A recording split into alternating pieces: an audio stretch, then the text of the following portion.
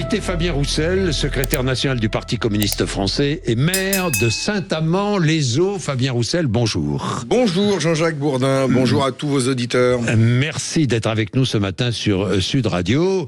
Alors je suis très content de vous recevoir. D'abord je vous dis que Sud Radio est en pleine progression, que en ce moment on peut écouter Sud Radio évidemment sur l'appli Sud Radio que vous chargez sur vos smartphones, vous appuyez dessus et vous écoutez Fabien Roussel ce matin. Fabien Roussel, je voudrais que nous commencions avec l'Algérie. Pourquoi ? Parce que l'actualité est là.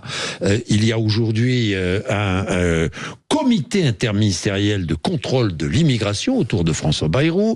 L'Algérie, Jean-Noël Barrot, le ministre des Affaires étrangères, ce matin a proposé que des restrictions de délivrance de visas se fassent à l'échelle européenne. Est-ce qu'il a raison ? En rétorsion à la non-acceptation par l'Algérie de ses citoyens qu'on ne veut plus en France. Le sujet est complexe. D'abord, au départ, il y a un acte odieux, terroriste, qui a coûté la vie à un homme, à Mulhouse, par une personne déséquilibrée psychiatriste, radicalisée, recensée par les services de renseignement comme dangereux. Et qu'on a voulu expulser 10 fois vers l'Algérie. Que la France a voulu expulser 10 fois vers l'Algérie, sans succès. D'abord, moi je pars de cet acte terrible qui a coûté la vie à un homme. Et je regrette que, suite à cet acte, le doigt soit pointé vers l'Algérie, comme si l'Algérie était responsable de cette situation, sans prendre en compte que dans notre pays, il y a un problème de radicalisation de certaines personnes, ressortissants étrangers ou citoyens français, un problème donc de personnes qui se radicalisent, un problème aussi de psychiatrie, qui fait qu'il y a un problème d'insécurité qui se pose. Et si M. Retailleau pense qu'on va régler ces problèmes d'insécurité en provoquant l'Algérie et en tendant le bras, par un rapport de force avec l'Algérie, je crains qu'on ne va pas régler les problèmes que nous avons en France. Et donc, c'est une manière de ne pas régler les problèmes que nous avons en France. Et d'ailleurs, quand je vois que M. Darmanin lui-même se plaint qu'il n'y a pas suffisamment de moyens dans les prisons françaises, des services de renseignement, pour aller démasquer ceux qui se radicalisent, qui sont rentrés là-dedans comme voyous et qui en sortent comme dangereux intégristes, pouvant exercer des menaces sur notre pays, eh bien, ça m'inquiète, et je pense que c'est là-dessus que la France devrait plutôt travailler. Oui, mais Fabien Roussel, plutôt que aujourd'hui de faire de l'Algérie le pays responsable de tous nos maux. Mais Fabien Roussel, nous voulons expulser ce citoyen algérien. Nous voulons l'expulser. Mais alors. Je suis d'accord avec vous, et c'est pour ça... Alors on fait quoi ? Mais c'est pour ça que je vous dis que le sujet est complexe. J'ai d'abord parlé de l'attentat de Mulhouse. D'accord. Et donc, il faut traiter ces questions-là. C'est pas la première fois qu'il y a un attentat de ce type dans notre pays. Et je ne veux pas qu'il y en ait d'autres. Donc, d'abord, service de renseignement. Comment on suit ces personnes-là ? Comment on lutte contre la radicalisation d'une partie ? On est d'accord. Bon, d'abord, il faut travailler là-dessus. Ensuite, qu'un pays refuse un de ses ressortissants qui est expulsé d'un autre pays, la France en l'occurrence, c'est pas acceptable. C'est inacceptable, c'est un problème, et il faut le traiter. Alors comment on traite ce genre de problème ? Comment on traite ce genre de problème ? Parce qu'aujourd'hui, il y a beaucoup d'OQTF. D'ailleurs, je dis, trop d'OQTF tue l'OQTF. Non, mais à force de multiplier les obligations de quitter le territoire, il y en a tellement que 10% seulement sont réalisés. Donc, il y a un sujet là-dessus. Bon, je vois que parfois, il y a des étudiants qui n'ont pas eu leur visa renouvelé, leur permis de séjour renouvelé, qui se trouvent en situation d'OQTF. Fabien Roussel. Donc ça, mais c'est quand même un sujet. Alors que faire ? Donc, je suis plutôt sur la ligne de M. Barrot, qui dit que c'est un problème de diplomatie, un problème politique qu'il faut traiter avec les pays, et il faut donc avoir une relation avec l'Algérie. Donc restreindre les délivrances de visas, en rétorsion. Cette proposition a déjà été mise en œuvre, elle n'a pas fonctionné. Elle n'a pas fonctionné. Là, le ministre Barrot demande à ce qu'elle soit mise en œuvre au niveau européen. Donc, oui, mais déjà, c'est autre chose. Parce qu'il a déjà dit, Jean-Noël Barrot, que arrêter les visas, ça ne marche pas. Les visas entre la France et l'Algérie. Et donc, la question, ce n'est pas de punir le peuple algérien. La question, c'est de regarder comment, dans les relations que nous avons avec l'Algérie, nous arrivons à nous faire respecter et à faire en sorte que l'Algérie accepte de reprendre ses ressortissants qui ont commis des délits dans notre pays et qui sont expulsés depuis la France. Et donc ça, c'est une question de relations diplomatiques que nous devons avoir. Et ce n'est pas à M. Retailleau, ministre de l'Intérieur, de traiter de ces sujets. Il se prend pour qui, M. Retailleau ? La politique internationale, ça dépend et du président de la République et du ministre des Affaires étrangères. Donc, qu'il laisse le président de la République et le ministre des Affaires étrangères traiter ces questions-là. Et dernier point, si vous voulez que je sois complet sur la question, l'Algérie, elle a été aussi... elle s'est sentie maltraitée par les déclarations du président de la République l'année dernière, qui a décidé de céder le Sahara occidental au Maroc, et ça a été vécu comme une trahison et un coup de poignard par l'Algérie. Alors vous voyez, des sujets diplomatiques, donc il y en a. Nous sommes les fautifs, quoi. Si je vous écoute bien... Mais je dis pas... Mais je dis, la France est fautive. Non, je dis que la France est fautive vis-à-vis de l'Algérie. J'ai dit que c'était une question diplomatique, et que peut-être ce que nous vivons aujourd'hui par l'Algérie est une réaction à ce que le président de la République a fait l'année dernière. Non, je dis que le président de la République doit avoir le courage de prendre langue avec le dirigeant algérien et de tout mettre sur la table. Bien. Et qu'il mette tout sur la table. Bien, parce que c'est lui qui a fait le choix d'abandonner les Sahraouis et de faire le choix du Maroc contre l'Algérie. Bon, vous, Fabien Roussel, vous rejoignez mon confrère Apathy qui dit presque que, enfin qui fait du bruit sa déclaration. Vous avez vu, hein, les Français se sont comportés en Algérie comme les nazis en France. Hein. Oui. Avec des oradours sur le Vous n'avez pas entendu ça? Bon, d'accord. J'ai pas écouté Jean-Michel Apathy. D'accord, vous voulez pas commenter, quoi. Vous voulez pas nous mettre à dos. Non, d'abord, moi, Fabien Roussel. Passons à autre chose. Passons à autre chose. J'aime pas beaucoup les comparaisons avec moi non plus. Les crimes nazis. Je suis comme vous. La Shoah est quand même quelque chose d'horrible dans l'histoire de l'humanité, et faire des comparaisons... c'est pas toujours adroit. Dominique de Villepin qui refuse de qualifier le régime algérien de dictature. Il a raison? Mais vous n'allez pas me faire commenter toutes les déclarations des uns et des autres. Vous savez que l'Algérie, nous avons des relations commerciales avec l'Algérie importantes. L'Algérie exporte, nous consommons 10% du gaz algérien 8%, en France. 8%. Et nous exportons énormément de blé, de bœuf aussi en Algérie. Nous avons des relations économiques et commerciales fortes, des relations culturelles. Enfin, essayons d'avoir une discussion franche avec les dirigeants algériens, et n'opposons pas les deux peuples algériens et français qui ont une histoire forte entre eux. Mot de politique. Dominique de Villepin en tête, ça vous surprend du baromètre? Pas du tout. J'ai eu la chance... baromètre IFOP fiducial Sud Radio. J'ai eu la chance d'accueillir Dominique de Villepin à la fête de l'Humanité. C'est pour ça que je vous pose la question. Et c'était un événement. Nous lui avons offert une tribune pour parler de politique internationale, et nous sommes très souvent alignés entre ce qu'il dit et ce que dit le Parti communiste français, dans la vieille tradition des communistes et des gaullistes, qui sur les questions internationales savent parler... Communistes et gaullistes, pas toujours d'accord sur la politique internationale, mais ça c'est une parenthèse fermée.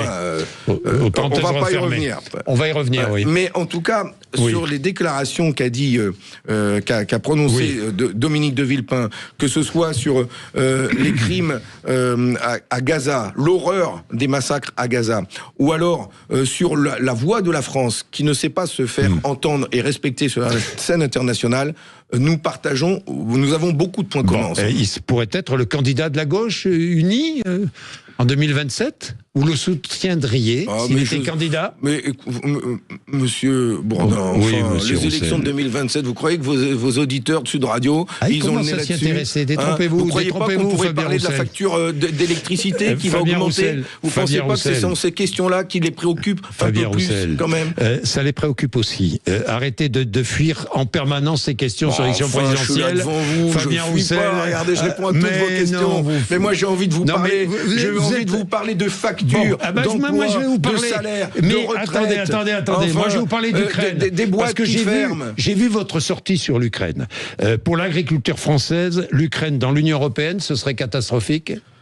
Ah non, et ça, hier, c'est indécent ce que j'ai eu comme dépêche AFP hier. Oui. Je suis interrogé sur ce qui menace les inquiétudes des agriculteurs, et je leur parle des prix, je leur parle du foncier auquel ils n'ont pas accès, je leur parle de tout ce que les agriculteurs m'ont dit, et ensuite j'ai une question sur est-ce que c'est Trump qui menace l'agriculture française? J'ai dit, c'est pas Trump. Enfin, le problème entre la guerre en Ukraine, c'est pas Trump. C'est surtout que si l'Ukraine rentre dans l'Union européenne, oui, les agriculteurs sont inquiets. Est-ce que vous êtes contre? Et donc, oui, je dis. Et donc, à ce moment-là, je dis, oui, l'entrée de l'Ukraine dans l'Union européenne n'est pas une bonne chose, ni l'entrée de la Moldavie. Je suis contre. Nous l'avons dit, affirmé. Parce que l'Union européenne, aujourd'hui, est devenu un territoire où les peuples sont mis en concurrence les uns contre les autres. Ça fait du mal à notre industrie, ça fait du mal à notre agriculture, ça fait du mal aussi à nos marins-pêcheurs. Il faut arrêter cette concurrence déloyale entre les peuples. Si l'Ukraine n'entre pas dans l'Union européenne, l'Ukraine ne sera pas obligée de respecter des normes qui sont imposées dans l'Union européenne. Mais vous le savez très bien. Oui, je sais très bien. N'est-ce pas une meilleure solution que de faire entrer l'Ukraine dans l'Union européenne? Et je sais aussi que l'Ukraine fait partie des pays les plus corrompus au monde. Et c'est une des raisons pour lesquelles les commissaires européens disent eux-mêmes que ce sera très très long d'intégrer l'Ukraine dans l'Union européenne, tellement ils ont des règles et des normes qui n'existent, enfin tellement ils en ont pas, et que c'est un pays corrompu. Alors, quand on met tout ça sur la table, permettez-moi de dire que faire rentrer l'Ukraine dans l'Union européenne, c'est pas du tout d'actualité dans notre programme. C'est non. Même les Russes y sont favorables. Non. C'est incroyable. Non. Si. Non. Bien sûr que si. Vladimir Poutine l'a déclaré il y a 3 jours. Il y a un sujet plus sérieux qui est cette guerre. Ça fait 3 ans que ça dure. 3 ans de souffrance. 3 ans de mort. Soit 3 ans de destruction, de crimes contre l'humanité.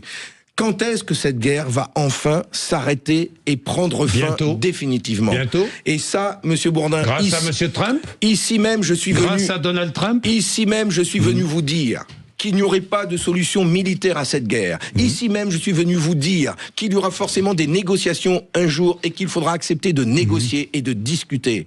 Ces négociations, elles vont avoir lieu aujourd'hui. Grâce à Donald Trump. Parce que ce sont les États-Unis. Grâce à Donald Trump ou pas? Qui ont alimenté cette guerre pendant 3 ans, et c'est aujourd'hui les États-Unis qui décident de débrancher et qui décident. Donc, grâce à Donald Trump, vous pouvez pas le dire, et pourtant. Mais parce que c'est ce que vous pensez. Mais parce que je veux que cette guerre, elle soit négociée avec les Ukrainiens et les Européens d'abord. Je regrette que Trump se comporte en businessman et qu'il échange la paix contre des minerais. Quand avant on échangeait la paix contre du pétrole. Enfin, on vit sur cette planète. Mais on vit sur une planète. Mais ça fait 3 ans, Monsieur Bourdin, que je dénonce le surarmement de cette guerre, cette escalade guerrière. Alors oui, c'est Monsieur Trump aujourd'hui qui dit on arrêtera de financer. Mais on n'est pas encore au bout de nos surprises, hein. On n'est pas, pas au bout de nos surprises. Ça, c'est certain. D'accord ? Donc, ce qu'il faut, c'est que la France reprenne la main. Et j'ai demandé au président de la République d'accepter de parler aussi au président russe, à monsieur Poutine, et faire en sorte que l'Europe et la France deviennent des acteurs de cette paix, pour qu'elle ne nous échappe pas et qu'elle ne soit pas entre les mains de Trump, justement. Pour moi, c'est ni Trump, ni Poutine. Et la paix, elle doit se négocier et elle doit être solide et durable. Fabien Roussel, pendant ce temps-là, l'Europe doit construire une défense commune. Vous êtes d'accord avec ça? La France, elle doit travailler à un nouveau traité de sécurité commune. Ici en même, Europe, ici indépendamment de l'OTAN. Oui. Et combien de fois je vous l'ai dit, et combien de fois j'ai été raillé quand je disais l'OTAN est aujourd'hui une alliance qui nous conduit à la guerre, animée par les États-Unis. Il faut que la France ne soit plus alignée derrière les Américains. Avec Dominique de Villepin, nous disons la même chose là-dessus. Enfin, aujourd'hui, j'entends les Allemands, j'entends des dirigeants français qui disent il faut envisager une nouvelle alliance en Europe, libérée alliance militaire en Europe, libérée des Américains, avec, comme le demande le futur chancelier allemand Merz, l'Allemagne et d'autres pays européens sous la protection du bouclier nucléaire français. Écoutez, avant de parler de bouclier nucléaire français, une alliance militaire qui pour moi doit rester nationale d'abord, et la France ne doit pas céder. La décision sera nationale, évidemment. La France ne doit pas partager le bouton de déclenchement de l'arme nucléaire. Pas le bouton, première chose. Mais les forces nucléaires. Première chose. La deuxième chose, c'est que nous avons besoin de travailler un traité de sécurité collectif en Europe, de l'Atlantique à l'Oural. Et nous avons déjà, dans notre histoire, travaillé... C'est-à-dire une sécurité avec les Russes. Nous avons s'associer une alliance militaire avec les Russes. On est bien d'accord. Mais je ne vous parle pas de ça. Ah bon? Je ne vous parle pas d'une alliance militaire. Ah bon, j'ai cru. Je vous parle. Nous devons travailler un autre traité qui ne soit pas celui de l'Alliance Atlantique, l'OTAN. Et tout le monde appelle à construire un traité de sécurité collective. Les moyens, comment nous désamorçons les conflits et les tensions sur le continent européen. Et il y a eu une conférence à Helsinki qui s'est conclue en 1975 par un accord qui réunissait plus de 30 pays, de la Russie jusqu'aux États-Unis et le Canada d'ailleurs, qui était partie prenante de cet accord il y a 50 ans.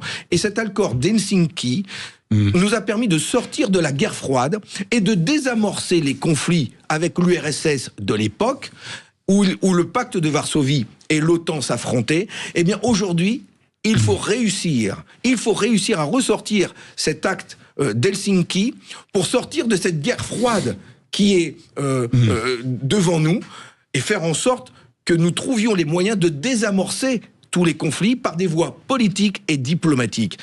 Concernant l'autonomie stratégique de l'Europe, et donc le moyen de nous défendre, les armées doivent être nationales, elles doivent aussi pouvoir coopérer entre elles, mais je ne vois pas comment demain il pourrait y avoir une armée européenne. Pas d'alliance donc militaire en Europe.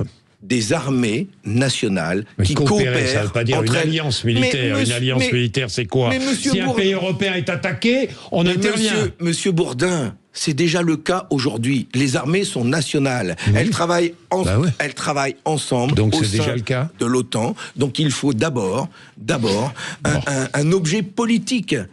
C'est le traité de sécurité collective qui doit organiser les moyens de désamorcer les conflits en Europe. Fabien Roussel, je reviens en France. Vous voulez supprimer le RSA et remplacer ce RSA, 635 € par mois, par une sécurité emploi-formation. Ce serait un revenu équivalent au SMIC pour toute personne sans emploi. C'est bien cela. Non, c'est pas cela. Non, c'est pas le revenu universel. Je le combats le revenu universel, pas du tout. Vous êtes contre. Non. Moi, je détaille ça dans le livre qui va sortir le 24 avril prochain. Intitulé « Le parti pris du travail », c'est mon parti pris. Et mon projet pour la France, c'est de faire en sorte que, à terme, il n'y ait plus de personnes qui survivent du RSA, parce que ces personnes, je les connais, elles doivent toutes aller à l'aide alimentaire pour pouvoir manger et survivre un petit peu. C'est indigne de notre pays, et je préfère à la place garantir à chacun un travail avec une rémunération. Mais alors que proposez-vous à la place du SMIC? Je vous parle d'un travail. C'est un travail, un emploi. Chaque Français aurait un emploi. Il faut créer les conditions. Oui. Le plein emploi, ça doit être ça. Mais comment? Le plein emploi, ça doit être de faire en sorte ces Français? Éradiquer le chômage dans notre pays. Non, mais on est bien d'accord, mais qui va employer ces Français? Vous croyez pas qu'il y a de quoi faire travailler tout le monde dans notre pays? Vous croyez pas qu'il y a besoin d'embaucher dans nos hôpitaux, dans nos EHPAD, dans nos écoles, pour la sécurité? Ce sont des emplois publics. Mais pas seulement, monsieur Bourdin. Tout le monde parle de réindustrialiser la France. Et aujourd'hui, il y a une entreprise, Vancorex, qui est menacée de fermeture avec 6 000 emplois à la clé. Vous pensez pas que réindustrialiser la France, c'est 1 million d'emplois que nous pouvons créer dans le secteur privé. La transition écologique, c'est autant d'emplois à créer. Je comprends pas, mais Fabien l'économie de marché, si l'économie de marché, c'est d'être obnubilé par des taux de marge à 10, 15%, et donc, du coup, être prêt à sacrifier des entreprises, une industrie entièrement, eh bien, cette économie de marché-là, il faut la réguler, il faut la contrôler. Moi, je souhaite aujourd'hui que nous puissions travailler une avec... économie étatisée. Mais... Bah si. C'est pas étatisé, Monsieur Bourdin. Alors c'est une économie quoi On est face à des Chinois qui ont une économie étatisée. Les cause et les sauf-cause, et les seules-causes, c'est pareil. Hein. Et on est face aux Américains. Tout le monde a du boulot, quoi. Et on est face aux Américains qui subventionnent aussi leur économie. Non, mais alors ça veut dire quoi, Fabien Roussel ? Et nous, la France, on va regarder les trains passer et on va regarder nos usines partir aux États-Unis, au Brésil, garantissez un emploi à chaque Français. Je souhaite travailler avec est-ce que vous garantissez un emploi à chaque Français ? Pour permettre à chaque Français qu'il ait une offre d'emploi avec un salaire, que ce soit dans le secteur privé comme dans le secteur public. On doit travailler de concert avec les entreprises, département par département, région par région, planifier l'économie, faire en sorte que en sorte que les aides publiques, il y a 200 milliards d'euros d'aides publiques données aux entreprises sans contrepartie. On peut pas y mettre quelques règles quand même là-dedans pour que ces aides elles soient accordées en échange d'embauche en France, en échange de relocalisation de l'activité, en échange d'investissement pour la planification écologique, enfin des gisements d'emplois dans notre pays. Vous proposez une formation gratuite et rémunérée pour celles et ceux qui le souhaitent, c'est ça ? Mais ça veut dire qu'aujourd'hui, par exemple, je connais des personnes survivant au RSA. Je prends un exemple concret de quelqu'un qui est au RSA. Quelqu'un qui est au RSA, et bien qui va faire une formation pendant 2 ans. J'ai rencontré un jeune. Donc vous lui donnez un salaire. Eh bien, cette personne, elle perçoit aujourd'hui 700 € par mois. Mais Fabien comment peut-on vivre en étant en formation à 700 € par mois ? Vous lui donnez un salaire. Oui, nous voulons, dans combien ? notre système de sécurité emploi-formation, un salaire au minimum, au SMIC, pendant sa période de formation. Et à l'issue de sa période de formation, il doit y avoir un service travail, un pôle emploi, qui doit lui proposer obligatoirement une offre d'emploi ou dans le privé ou dans le public correspondante à sa formation pour lui donner une perspective. Mais ça, c'est la théorie. Vous croyez qu'en pratique, c'est faisable, ça ? Vous pensez que des entreprises comme ça vont arriver et vont payer au SMIC des salariés dont elles n'ont pas besoin ? Encore une fois, Monsieur Bourdin. Non, mais mais quand on laisse fermer des entreprises dans notre pays, je pense à Vancorex, je pense aux fonderies de Bretagne. C'est-à-dire vous envoyez des habitants de Saint-Amand-les-Eaux travailler chez Vancorex.